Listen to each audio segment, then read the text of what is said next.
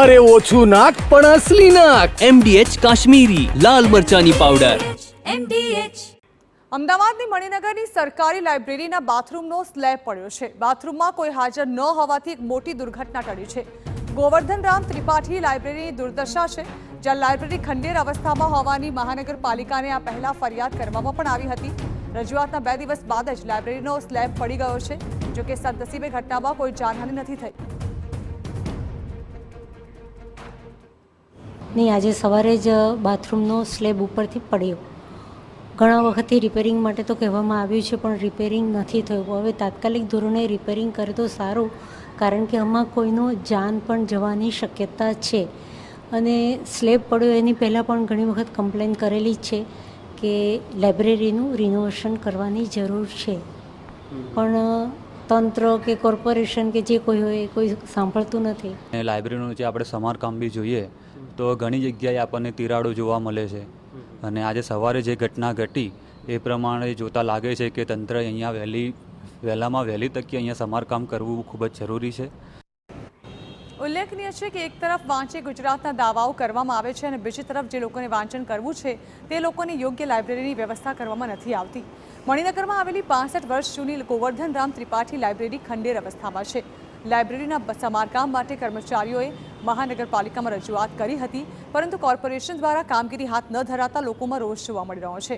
સવારે સ્લેબ ધરાશાયી થતાં લોકોમાં ભય જોવા મળ્યો છે. જો કોઈ જાનહાનિ સર્જાય તો જવાબદાર કોણ? તો લાઇબ્રેરીનું વહેલી તકે સમારકામ કરવામાં આવે તેવી વાચકો માંગ કરી રહ્યા છે.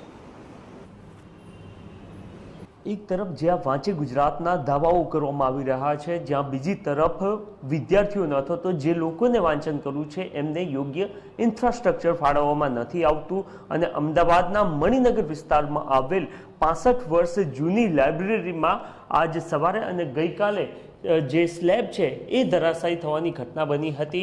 સવારમાં જ્યારે વિદ્યાર્થીઓ અહીંયા આવીને વાંચન કરતા હતા એ સમયગાળા દરમિયાન આ જે આપને સ્લેબ જોવા મળી રહ્યો છે એ સ્લેબ ધરાશાયી થયો હતો. મહત્વની વાત એ છે કે આજથી લગભગ 3 દિવસ પહેલાં જે લાઇબ્રેરીમાં કામ કરતા કર્મચારીઓ છે એમના દ્વારા મનપાને એક પત્ર લખીને જાણ કરવામાં આવી હતી કે આ જે બિલ્ડિંગ છે એનું કન્સ્ટ્રક્શન 65 વર્ષ પહેલાં થયેલું હતું અને તમામ જગ્યાઓએ આ જે લાઇબ્રેરી છે અથવા તો એનું જે ઇમારત છે એ સમારકામ માંગી રહ્યું છે.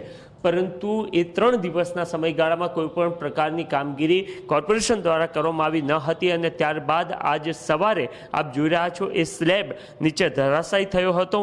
અને સારી વાત એ હતી કે વિદ્યાર્થીઓ અહીંયા ઉપસ્થિત હતા, પરંતુ એ પૈકી કોઈ પણ વિદ્યાર્થી અહીંયા બાથરૂમમાં ઉપસ્થિત ન હતો. એના કારણે એક રીતના બચાવ થયો છે.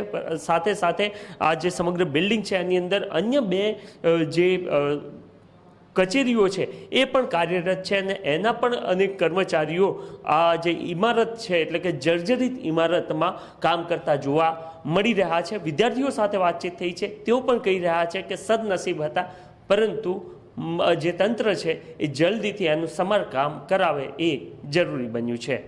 કેમેરામેન નટવર પરમાર સાથે નરેન્દ્ર રાઠોડ, TV9 અમદાવાદ.